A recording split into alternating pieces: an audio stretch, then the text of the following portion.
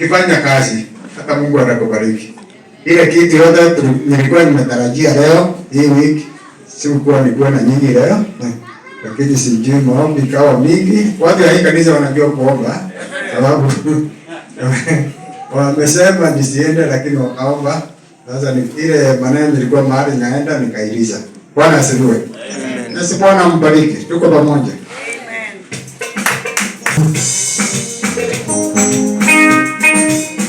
Bwana asifiwe kanisa. Amen. Asifiwe tena. Amen. Nami pia sina budi ya kumrudishia Mwenyezi Mungu asante. Kwa maana amekuwa mwaminifu, amenipenda, amependa hadi mpaka familia yangu. Ningependa kumshukuru. Last week tulikuwa na my son, tulipigiwa simu, alikuwa mgonjwa pneumonia.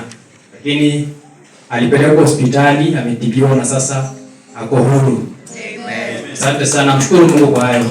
Alafu tena ningependa kumshukuru Mungu kwa maana tulipoachana last Sunday, tena ametuwezesha tena leo tumepatana.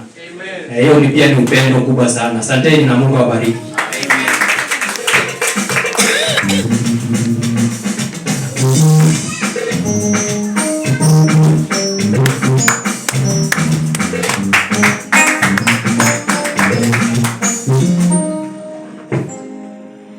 Bwana Yesu asifiwe. Amen. Bwana Yesu asifiwe. Amen.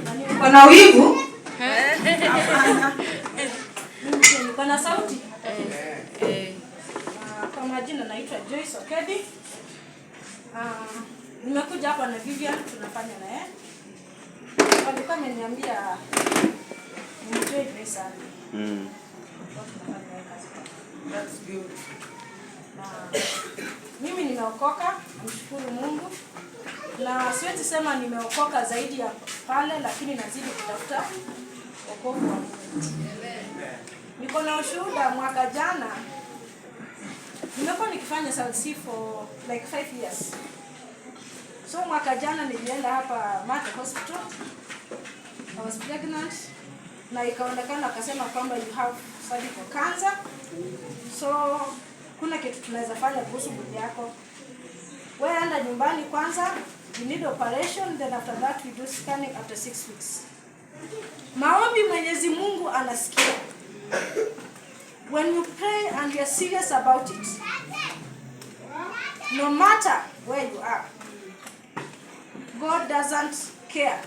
Hata kama uko kwa choo, Mungu anasikia maombi. Nilikuwa nimeandika mpaka will. Because ukiambiwa uko na cancer, what next? So when I gave birth, I was just waiting that scan, niambiwe cancer iko stage gani. So vile nilienda kufanyiwa scan, already my mind was I have cancer, so I need to be told which stage. Ndio nione kama na survive or I'm going. Daktari alipofanya scan, aliniambia you don't have cancer. Na hapa Mata Hospital walikuwa wananipigia simu until I have the number here. Walikuwa wananipigia simu daily.